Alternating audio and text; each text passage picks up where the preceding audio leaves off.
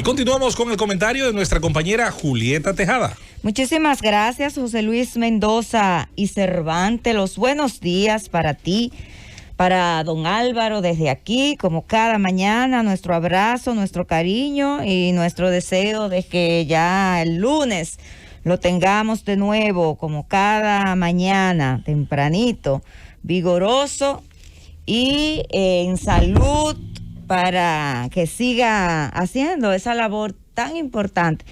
Yo recuerdo que cuando entré aquí, hace apenas un año y algo, mi hijo mayor decía que ya es un profesional de hace ya varios años, graduado. Me decía, mami, yo recuerdo cuando me tocaba en alguna oportunidad irse al colegio Claret, donde estudió, en carro público, le tocó varias veces.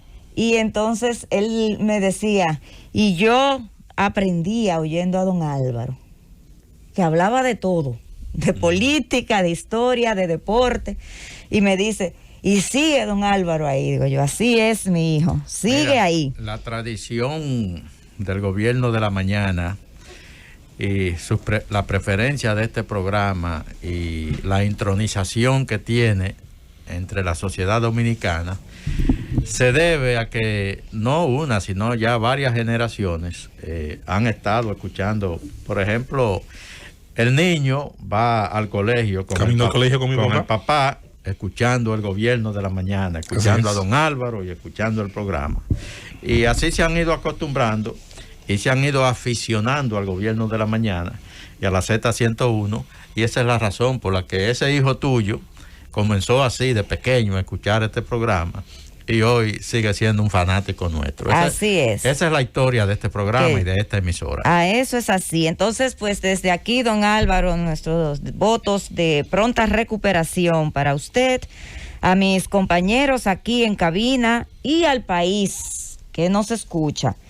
Bueno, señores, definitivamente que la participación del presidente Luis Abinader ante la 76 sesión de la Organización de las Naciones Unidas, pues es un tema que, como decía Rosendo, nos afecta mucho, es muy cercano a nosotros, por razones obvias, pero no deja también de empezar a hacer preocupación de otros países. Y lo vemos en los últimos acontecimientos e informaciones, videos, imágenes que nos llegaron, no solo, con lo que sucedió en Texas, pero también situaciones, bueno, que reflejan obviamente esta cruda realidad que vive el hermano país de Haití, y también lo que dice el presidente en el sentido de que la comunidad internacional tiene que ponerle atención, tiene que ir ya en auxilio de Haití, pero también tenemos información de que en otros países pasa lo mismo, los haitianos tratando de irse a otros países. Bueno, ¿por qué? Bueno, porque hay un tema de sobrevivencia. Para el haitiano, sobrevivir en Haití se hace imposible. Haití prácticamente se ha convertido en un país inviable, con unas crisis que cada día se profundizan más, con un problema serio de bandas criminales que han tomado prácticamente el control de Haití, con una crisis política, yo pienso que pocas veces vista. Tú quizás, José Luis y Rosendo, me pudieran corregir, pero yo pienso que pocas veces vista en la historia de los pueblos. Maximizada al nivel de la muerte del presidente de ese país. Así es. Asesinado, no que murió, no, asesinado. Asesinado hace ya 2 meses, me parece, fue en junio. Julio, agosto, septiembre. El día 7 de julio. Ah, no, pues estamos hablando de julio o de junio. Julio, 7 de julio. Entonces estamos hablando de que hace ya 2 meses y unos días que sucedió aquel magnicidio y todavía no se sabe nada sobre eso.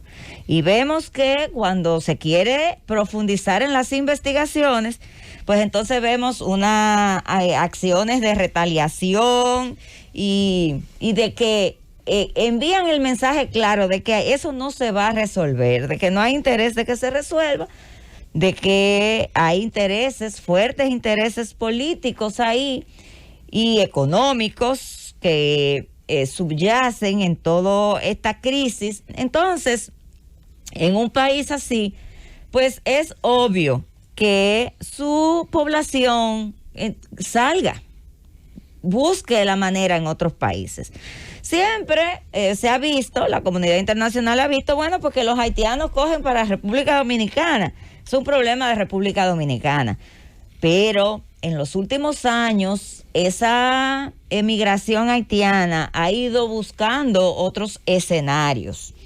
Y ya no es una situación, una problemática que afecta solamente a República Dominicana, sino que afecta a otros países, inclusive a Estados Unidos, que ha puesto en relieve esta situación de una acción censurable por todos los pueblos y los diferentes países y todo aquel que vio aquellas imágenes. Incluso la ONU, precisamente ahora que se está sesionando, pues se pronunció en torno a la manera y la forma en que Estados Unidos pues está haciendo valer su derecho de pues no tener inmigrantes ilegales en su país.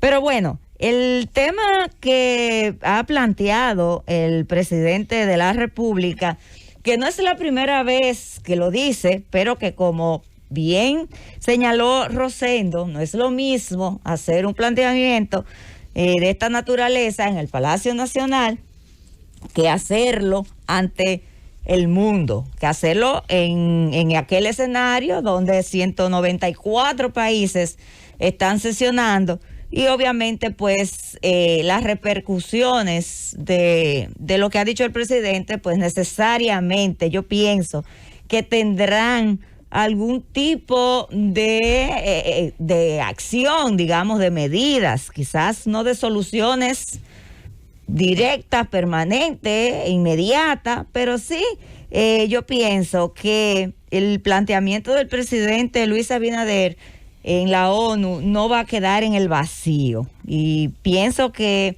lo hizo de manera correcta, aprovechó ese escenario, qué bueno que lo aprovechó, porque el presidente ha venido diciendo que la situación de Haití, la solución a los problemas de Haití, no lo puede asumir República Dominicana. ¿Y por qué el presidente dice eso? Bueno, porque evidentemente que hay una corriente de que República Dominicana es quien tiene que asumir Haití. Entonces yo pregunto, ¿cómo un país como República Dominicana, con tantas necesidades, un país pobre, un país también con muchas debilidades institucionales, que lo que tiene no le alcanza para inclusive tener políticas públicas en todos los aspectos que se necesitan, eficientes, eficaces, con suficientes recursos? Y lo vemos en materia de salud, y lo vemos en materia de seguridad ciudadana, y lo vemos con el tema de nuestra Policía Nacional. En fin, nos podríamos pasar todo el tiempo poniendo ejemplos de la falta de recursos y de las cosas que el país no ha podido avanzar por falta de recursos. Entonces, pensar que República Dominicana puede asumir Haití realmente es yo digo que me atrevería a decir que es hasta una irresponsabilidad de parte de la comunidad internacional o los países desarrollados, que de alguna manera no le cae mal esa idea. Entonces, bien hace el presidente cuando habla de que los países desarrollados, la comunidad internacional, es quien tiene que asumir. Y ha dicho además el presidente que nosotros estamos, el Ejecutivo está en condiciones de apoyar, de colaborar, de viabilizar, de ser un ente canalizador de todo ese proceso que entiende y que se hace urgente que se inicie en Haití. Entonces, pero de ahí a querer vender, que tome fuerza la idea de que sea República Dominicana que asuma Haití, pero señores, Estados Unidos ha estado en Haití en varias oportunidades, ha intervenido Haití, y la última experiencia fueron la Minutage, que duraron creo que unos 10 años, y al final, ¿qué pasó? Se tuvo que la ONU retirar sus tropas, y ¿qué dejó? Dejó un país más sumido en una mayor crisis, y lo hemos visto en los últimos acontecimientos.